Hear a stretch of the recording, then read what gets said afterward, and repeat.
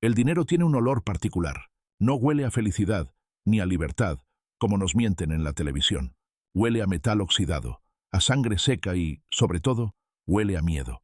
Tardé 60 años en tener millones de pesos en mis manos, pero solo me tomó un segundo darme cuenta de que acababa de firmar mi sentencia de muerte. El calor en Iztapalapa no es simplemente una temperatura, es una entidad física que se pega a la piel, una mezcla de polvo, smog y desesperanza que se respira en cada rincón de la colonia. Mateo sentía ese calor oprimiendo su pecho, aunque quizás, esa tarde, la opresión venía de otro lado. Estaba sentado en el borde de su catre, un mueble viejo que rechinaba con cada suspiro, sosteniendo un pequeño pedazo de papel térmico que ya empezaba a humedecerse por el sudor de sus dedos. Sus manos temblaban. No era el temblor habitual del cansancio después de cargar bultos de cemento durante 12 horas. Era una vibración violenta, eléctrica, que nacía en su estómago y se extendía hasta las puntas de sus dedos, amenazando con rasgar el único boleto de salida que la vida le había ofrecido. 6 números. Solo 6 números impresos en tinta negra barata. Los miraba y no los reconocía, a pesar de que eran los mismos números que había jugado religiosamente cada viernes durante los últimos 20 años. Fechas de nacimiento de hijos que ya no lo visitaban. El aniversario de una esposa que la diabetes se llevó hace una década. Y el número de la casa que nunca terminaron de construir. El silencio en la habitación era ensordecedor. Afuera, el ruido de la ciudad seguía su curso indiferente. Los ladridos de los perros callejeros, el grito lejano del vendedor de gas, el reguetón retumbando en la lámina del vecino. Pero dentro, en ese cuarto de 4x4 con paredes de bloque gris sin aplanar, el tiempo se había detenido. Mateo podía escuchar el bombeo de su propia sangre golpeando contra sus tímpanos, un ritmo frenético que le recordaba que estaba vivo, dolorosamente vivo. Una gota de sudor recorrió su frente, trazando un camino a través de la suciedad y las arrugas, hasta caer sobre su pantalón de mezclilla desgastado. ¿Qué se siente ser rico?, se preguntó, esperando una oleada de euforia, un grito de victoria que nunca llegó. En su lugar, sintió una náusea profunda. Miró a su alrededor. La parrilla eléctrica con restos de frijoles secos, la imagen de la Virgen de Guadalupe con una veladora casi extinta, las goteras marcadas en el techo como cicatrices antiguas. Todo eso, que hasta hace un minuto era su hogar, de repente le pareció ajeno, hostil. El miedo lo asaltó de golpe, frío y cortante. Si alguien se enteraba, sus ojos se desviaron hacia la puerta de lámina, cerrada solo con un pasador oxidado que cualquiera podría romper con una patada. Imaginó las miradas de los vecinos. Esas miradas que antes eran de indiferencia o lástima, transformándose en garras. Imaginó a su compadre Beto, con quien compartía caguamas los sábados, mirándolo no como a un amigo, sino como a una presa. Imaginó a sus hijos, esos que no llamaban ni en Navidad, apareciendo de repente con sonrisas falsas y manos extendidas. Mateo arrugó el boleto contra su pecho, protegiéndolo de fantasmas invisibles. El corazón le dolía físicamente. La riqueza había entrado en su vida no como un rayo de sol, sino como una tormenta negra. Se levantó con dificultad, las rodillas crujiendo. Necesitaba esconderlo. Pero, ¿dónde se esconde un milagro en un infierno? Levantó el colchón, buscó debajo de la única loseta suelta del piso, miró dentro del frasco de café vacío. Ningún lugar parecía seguro. El mundo entero se había convertido en una amenaza. Caminó hacia la pequeña ventana, apartando la cortina hecha con una playera vieja. La calle se veía igual que siempre, polvorienta y gris, pero Mateo ya no pertenecía a ella. Y ella, la calle, con su instinto depredador, pronto lo sabría. Se sintió infinitamente solo, más solo que cuando enterró a su esposa, porque la pobreza se comparte, se sufre en comunidad, pero la riqueza, esa riqueza repentina y absurda, aísla como una enfermedad contagiosa. Recordó las veces que había rezado por esto. Diosito, solo un poquito de suerte para descansar, solía murmurar. Ahora, mirando el papel arrugado en su mano, sentía que Dios no le había enviado una bendición, sino una prueba, o quizás una broma cruel. El sonido de unos pasos acercándose a su puerta lo paralizó. El aire se atoró en su garganta. No era el cobrador, no era un vecino cualquiera. Los pasos eran pesados, decididos. Mateo retrocedió hasta chocar con la pared fría, apretando el boleto tanto que sus nudillos se pusieron blancos. «¿Quién es?», pensó gritar, pero su voz no salió. Solo el silencio respondió, cargado de presagios. La sombra de alguien se proyectó por debajo de la puerta, una mancha oscura que se alargaba hacia él como un dedo acusador. En ese momento, Mateo entendió que su vida anterior, con todas sus carencias y miserias, había sido un paraíso comparado con el terror que ahora comenzaba a devorarlo. Suscríbete al canal para ver cómo la fortuna de Mateo se convierte en su perdición. Déjame en los comentarios. ¿Tú qué harías si ganaras la lotería hoy mismo? La noche cayó sobre Iztapalapa como una manta sucia y pesada. Mateo no encendió la luz.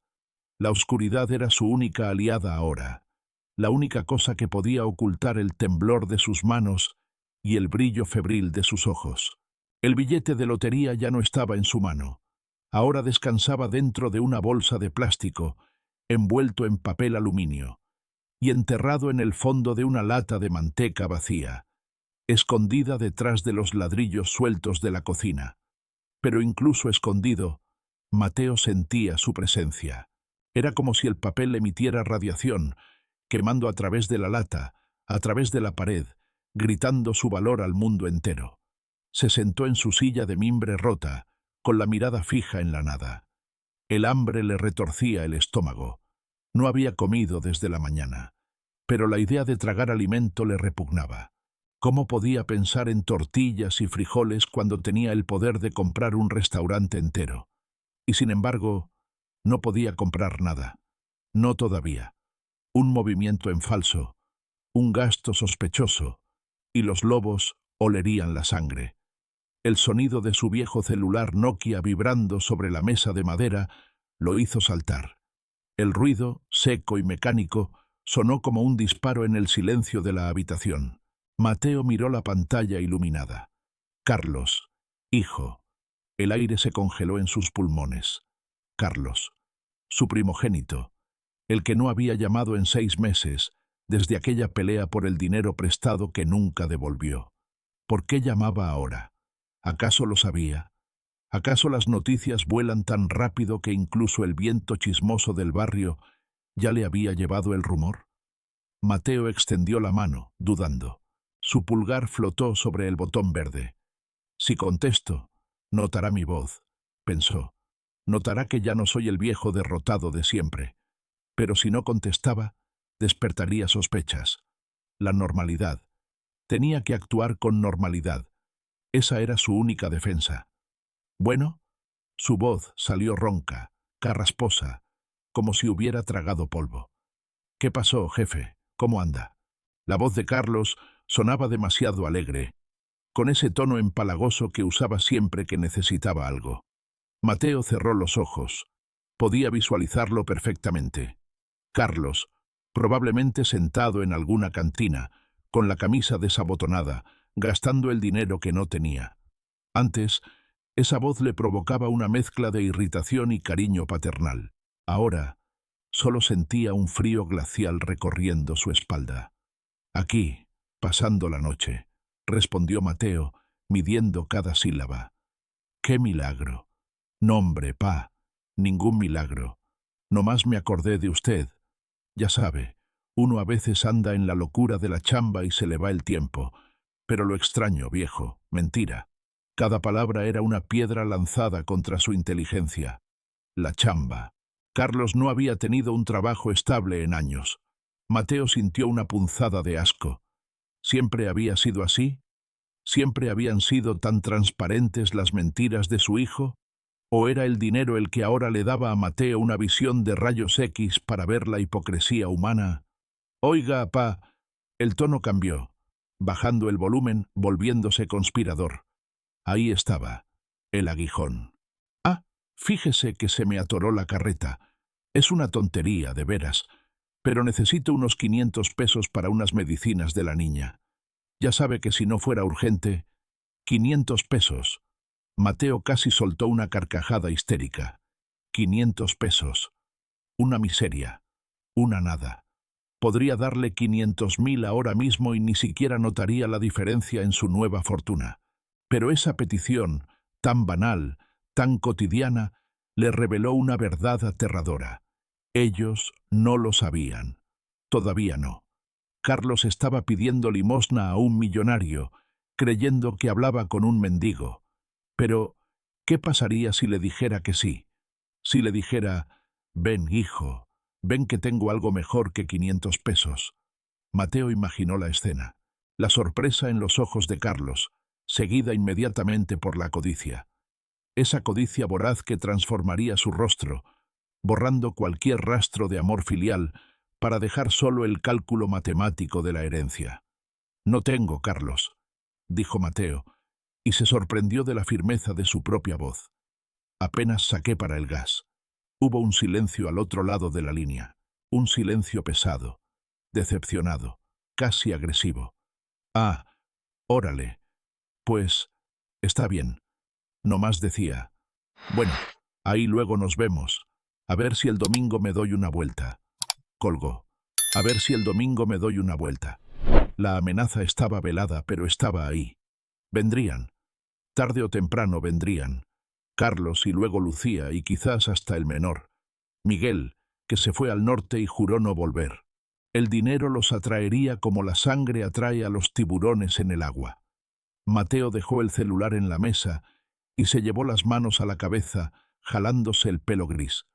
Su pequeña casa, su refugio de toda la vida, se estaba convirtiendo en una trinchera.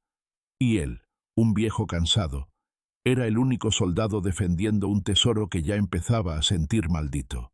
Se levantó y caminó hacia la ventana, mirando hacia la calle oscura. Un perro ladró a lo lejos. Mateo entrecerró los ojos. En las sombras de la esquina, le pareció ver una figura observando su casa. Probablemente era su imaginación, la paranoia tejiendo sus redes. Pero ya no podía estar seguro. Nadie, susurró a la oscuridad con los dientes apretados. Nadie me va a quitar esto, ni mis hijos, ni el diablo. Pero en el fondo, una voz insidiosa le susurraba que la guerra ya estaba perdida antes de empezar. Porque el enemigo no estaba solo afuera. El enemigo también estaba en su propia sangre. El sueño es un lujo que los ricos pueden permitirse. Pero esa noche, Mateo descubrió que la riqueza también puede robarlo. Las horas se arrastraban como insectos pegajosos en la oscuridad de su cuarto. Cada crujido de la casa, cada asentamiento de los cimientos, sonaba como un paso intruso. Mateo yacía boca arriba, con los ojos abiertos clavados en las manchas de humedad del techo, que bajo la tenue luz de la luna filtrada parecían mapas de continentes desconocidos, continentes a los que ahora podría viajar si tuviera el valor. Pero su mente no estaba en París o Roma, estaba en el pasado, excavando tumbas que debieron permanecer cerradas. Sus ojos se desviaron hacia la mesita de noche, donde un portarretratos de madera barata guardaba la única foto que le quedaba de Elena. En la imagen, ella sonreía, una sonrisa joven y cansada, con ese brillo en los ojos que la pobreza nunca pudo apagar del todo. Llegó tarde, vieja, susurró Mateo, y su voz se quebró en la soledad del cuarto. Llegó 10 años tarde. El recuerdo lo golpeó con la fuerza de un mazo. Recordó las noches en el hospital público, durmiendo en el suelo de la sala de espera, esperando noticias que siempre eran malas. Recordó al doctor, un joven con bata sucia, diciéndole que el tratamiento existía, pero que el seguro no lo cubría. Recordó contar las monedas para el pasaje de regreso, sintiendo el peso aplastante de su propia inutilidad. Si hubiera tenido este billete entonces, Elena estaría aquí, estaría durmiendo a su lado, respirando con calma, quizás soñando con una casa con jardín. La ironía era un veneno amargo en su boca. El dinero, ese dios caprichoso, le había dado el poder de salvarla cuando ya no había nada que salvar. Ahora, los millones solo servían para comprar una soledad más cómoda.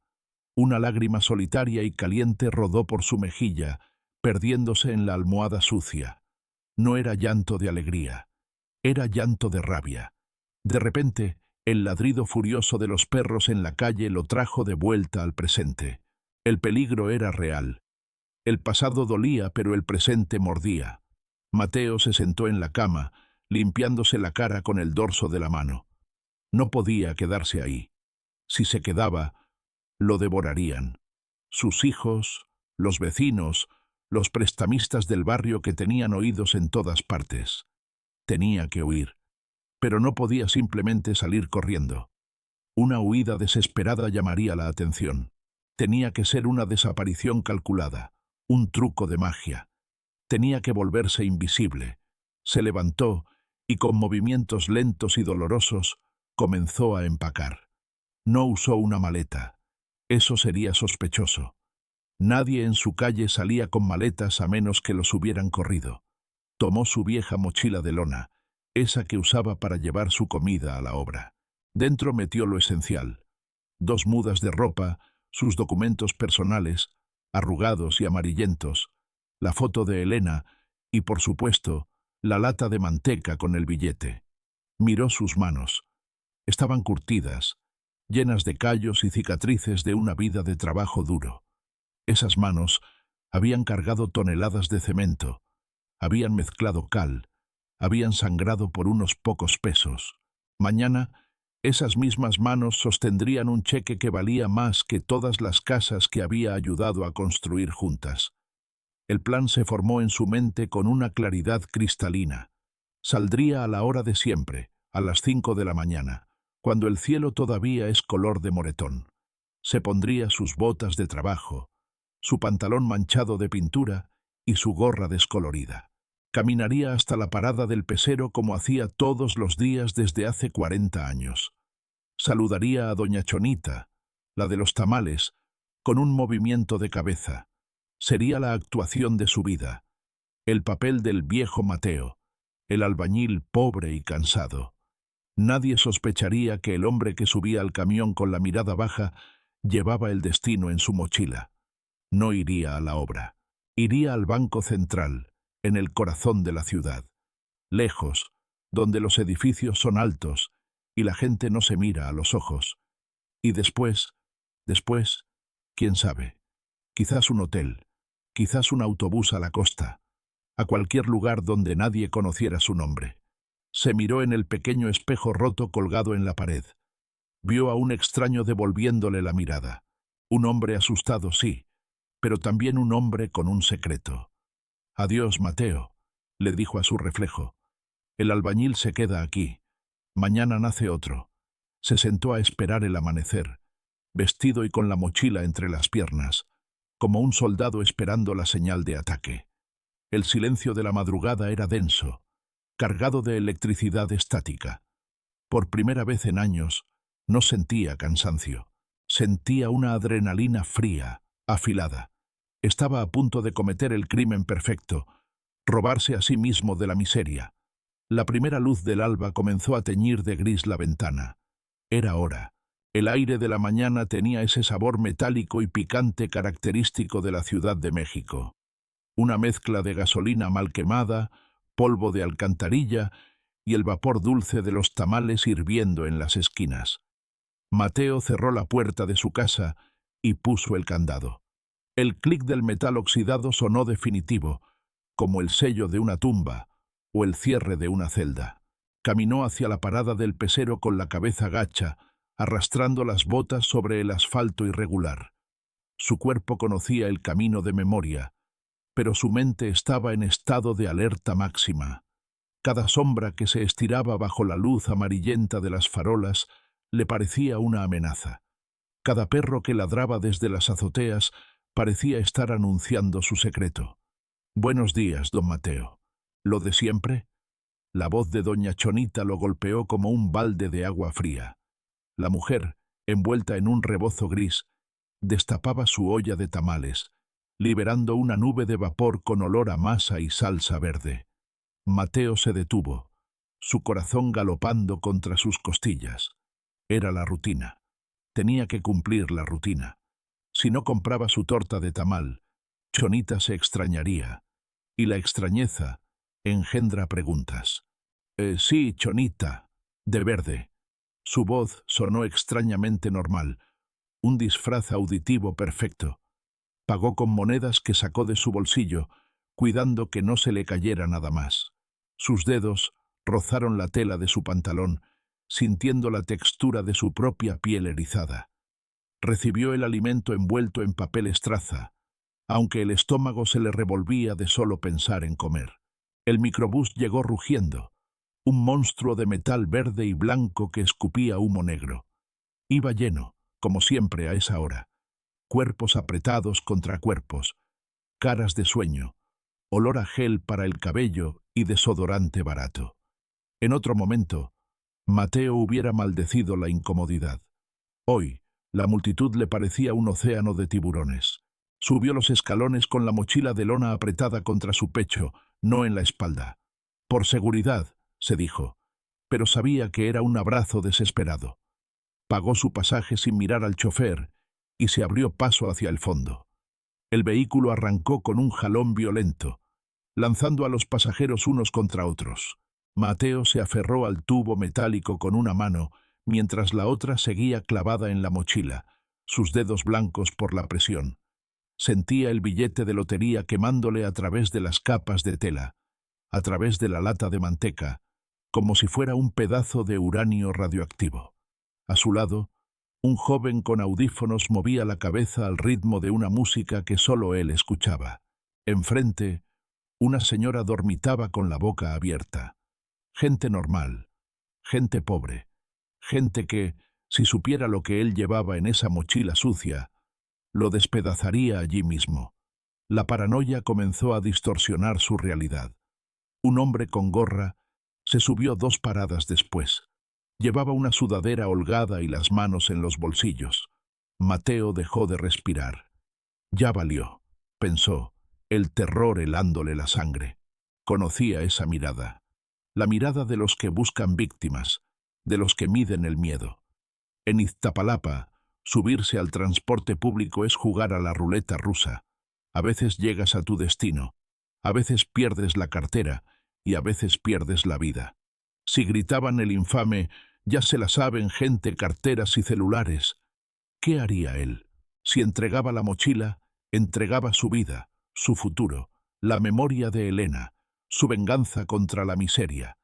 Pero si se resistía, le meterían un plomazo en el estómago y el billete se quedaría allí, manchado de su propia sangre, para que un forense o un policía corrupto lo encontrara.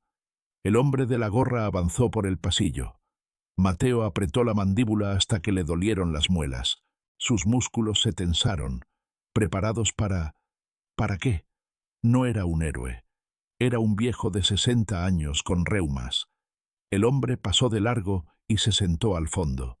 Mateo soltó el aire en un suspiro tembloroso que se perdió en el ruido del motor. Falsa alarma. Pero el miedo no se fue. Se quedó agazapado en su garganta. Un sabor amargo a bilis. Miró por la ventana sucia. La ciudad pasaba en un borrón de gris y concreto. Edificios a medio terminar. Cables de luz enmarañados como telarañas negras. Grafitis que gritaban nombres de pandillas. Todo eso era su mundo, su prisión, y él tenía la llave en la mano. Pero cruzar el patio de la cárcel era la parte más peligrosa. De repente, el microbús frenó en seco. Unos policías de tránsito habían detenido el tráfico. Las sirenas aullaron a lo lejos. Mateo sintió una nueva oleada de pánico. ¿Y si paraban el camión para una revisión? ¿Y si le pedían abrir la mochila? ¿Cómo explicaría un albañil que lleva un boleto premiado? Dirían que se lo robó. Se lo quitarían como evidencia. En este país la justicia es una serpiente que solo muerde a los descalzos. Maldita sea. Pensó con desesperación. Maldito dinero. Antes solo tenía miedo de no comer. Ahora tengo miedo de todo. El camión volvió a avanzar. Mateo cerró los ojos y trató de concentrarse en el traqueteo del vehículo, en el olor a diésel, en la realidad física del momento para no volverse loco. Faltaban 40 minutos para llegar al centro. 40 minutos. Una eternidad. Se dio cuenta de que estaba sudando frío. Una gota recorrió su espalda. Miró sus manos. Seguían aferradas a la mochila con la fuerza de un náufrago agarrado a una tabla. Y en ese momento, rodeado de extraños, sacudido por los baches de una ciudad que no perdona, Mateo comprendió que el viaje más largo no era el que iba de Iztapalapa al centro, sino el que iba de la pobreza a la riqueza, y no estaba seguro de sobrevivir al trayecto. El paseo de la Reforma se alzaba ante él como una muralla de cristal y acero. Mateo se detuvo un momento en la banqueta, sintiéndose minúsculo, una hormiga a punto de entrar en un palacio de gigantes. Aquí, el aire olía diferente. No había olor a garnacha ni a drenaje, sino un aroma aséptico, casi clínico, a dinero y aire acondicionado que se escapaba de las puertas giratorias de los rascacielos. Miró su reflejo en los vidrios polarizados de la Torre Mayor. Un viejo encorvado, con una gorra deslavada y una mochila mugrosa, desentonaba violentamente con los ejecutivos de traje italiano y las mujeres de tacones altos que pasaban a su lado, hablando por teléfonos invisibles. Ellos caminaban con prisa, con propósito. Él caminaba como si pidiera perdón a la tierra por pisarla. «Aquí no perteneces, Mateo», le susurró su instinto. «Date la vuelta». Pero sus pies, pesados como bloques de concreto, lo arrastraron hacia la entrada del Banco Central. La puerta giratoria fue su primer obstáculo, un mecanismo diseñado para filtrar, para confundir. Al entrar el silencio lo golpeó. No era un silencio de paz, sino un silencio reverencial, amortiguado por alfombras gruesas y paredes insonorizadas. El bullicio de la ciudad, la vida real, se quedó afuera, amputada. Un guardia de seguridad, un hombre moreno y robusto que probablemente vivía en un barrio similar al de Mateo, le bloqueó el paso. Su uniforme estaba impecable. Su mirada era de desprecio ensayado. Era la traición de clase en su forma más pura. El pobre vestido de autoridad para proteger al rico del pobre. «¿A dónde va, jefe?», preguntó el guardia, no con respeto, sino con esa falsa cortesía que precede a la expulsión. «Los baños públicos están en el parque». Mateo sintió la sangre agolparse en sus orejas. La vergüenza le quemaba la cara. Apretó la mochila contra su pecho. «Vengo a ver al gerente», dijo Mateo, intentando que su voz no temblara. El guardia soltó una risita seca, mirando a sus compañeros de recepción. «El gerente está ocupado. Para abrir una cuenta de ahorro es en la ventanilla 3, pero necesita identificación y comprobante de domicilio. Y bañarse de preferencia», murmuró lo último. Pero Mateo lo escuchó. La ira, fría y repentina, reemplazó al miedo. Mateo metió la mano en la mochila, esquivando la lata de manteca, y sacó el billete, todavía envuelto en el plástico protector. No lo mostró del todo, solo dejó ver la esquina, los números, el logotipo oficial. «Dígale al gerente que vengo a cobrar esto, o si no, me voy al banco de enfrente». La expresión del guardia cambió. Pasó de la burla a la duda, y de la duda al temor en una fracción de segundo. El dinero tiene su propio lenguaje, y hasta los perros guardianes saben reconocer el olor de la carne fresca. 5 minutos después, Mateo estaba sentado en una silla de piel que costaba más que todo lo que había tenido en su vida.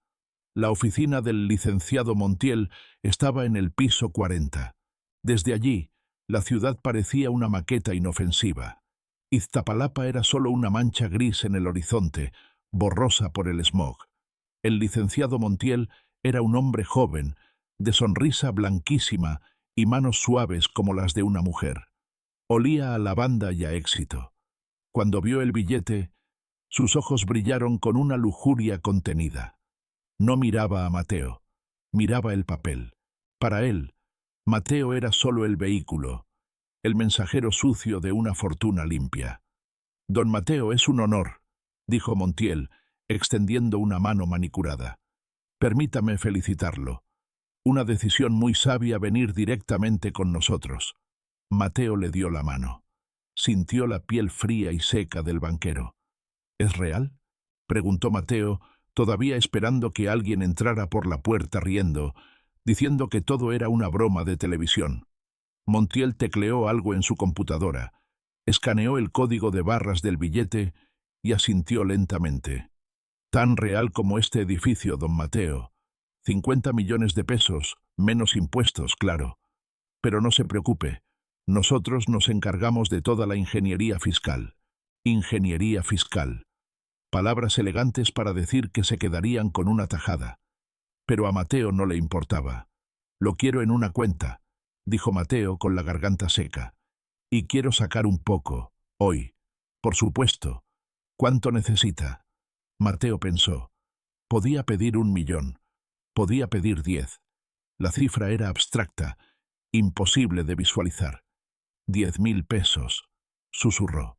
Montiel parpadeó, sorprendido por la modestia de la petición, pero recuperó su sonrisa de tiburón rápidamente. «Como usted ordene. Le prepararemos una tarjeta Platinum provisional y efectivo». Mientras el banquero salía para arreglar el papeleo, Mateo se quedó solo en la inmensa oficina. Se levantó y caminó hacia el ventanal de piso a techo. Abajo, los coches eran puntos de colores. La gente no existía. Sintió un vértigo atroz. No era miedo a las alturas, era miedo al vacío. De repente comprendió la terrible verdad. Había dejado de ser pobre, sí, pero ahora no era nada. Ya no era uno de los suyos en el barrio, pero tampoco era uno de ellos en este rascacielos. Era un fantasma atrapado entre dos mundos, con una cuenta bancaria llena y el alma vacía. Miró sus botas llenas de polvo hundidas en la alfombra persa. El contraste era grotesco. «Ya no hay vuelta atrás», se dijo. «Mateo el albañil murió en el camión.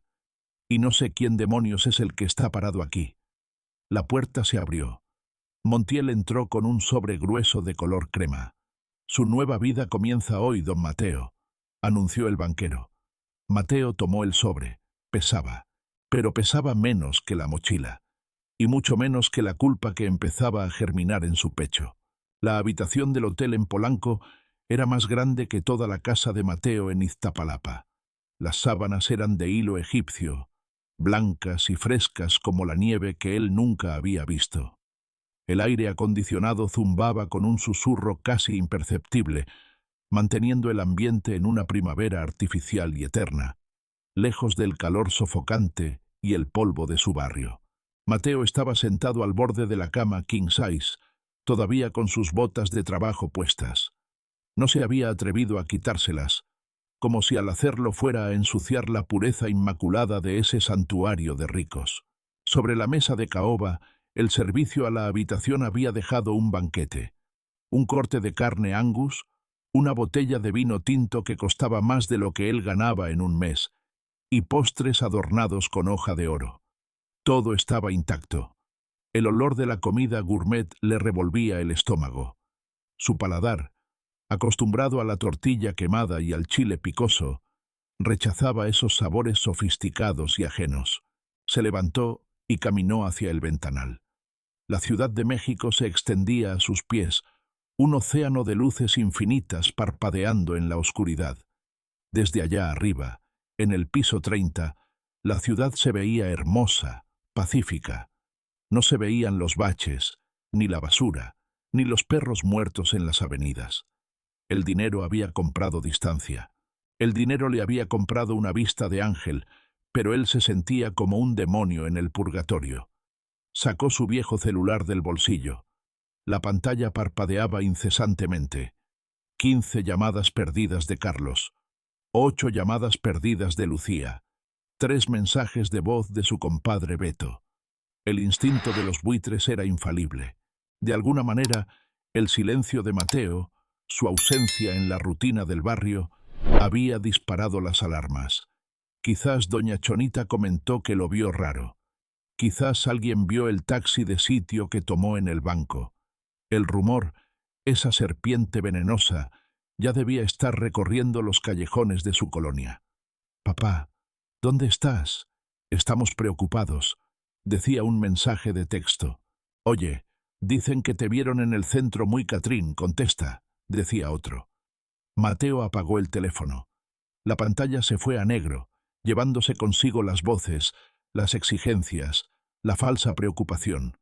Por primera vez en su vida, era completamente libre. Podía ir a donde quisiera. Podía comprar lo que quisiera. Podía contratar a una enfermera para que le curara las rodillas. Podía comer hasta reventar. Pero mientras miraba su reflejo en el cristal, un viejo pequeño, sucio y asustado superpuesto a las luces de la metrópoli, Mateo sintió un frío que el aire acondicionado no podía explicar. Recordó las cenas de Navidad, cuando Elena vivía. Comían poco, a veces solo un pollo rostizado y sidra barata. Pero la casa estaba llena de ruido, de risas, de calor humano. Recordó el peso del brazo de su hijo sobre sus hombros cuando ganaba el Cruz Azul. Recordó las discusiones a gritos que terminaban en abrazos. Ese caos, esa fricción constante con otros seres humanos, era la vida. Ahora, en el silencio perfecto de su jaula de oro, Mateo entendió la trampa. El billete de lotería no había pagado su libertad. Había pagado su exilio. Había cruzado una frontera invisible hacia un país donde se habla el idioma de las cifras, pero donde él era un extranjero mudo. Se sirvió una copa de vino con mano temblorosa. El líquido rojo brilló bajo la luz de la lámpara de diseño. Bebió un trago. Sabía amargo, metálico, igual que el miedo que había sentido en la mañana. «Salud, Mateo», brindó al aire vacío. «Felicidades. Ya eres el hombre más rico del cementerio». Se dejó caer en el sillón de terciopelo, con la mirada perdida en el techo alto. Mañana compraría ropa nueva. Mañana buscaría una casa en un fraccionamiento cerrado con guardias armados. Mañana empezaría a construir los muros para que nadie pudiera entrar. Pero esta noche, en la cima del mundo, el hombre que lo tenía todo cerró los ojos y lloró, deseando con toda su alma poder regresar el tiempo, devolver el billete y ser simplemente Mateo, el albañil pobre que al menos tenía a quien contarle sus desgracias. Afuera, la ciudad seguía rugiendo, indiferente a la pequeña tragedia de un hombre que ganó el mundo y perdió su lugar en él,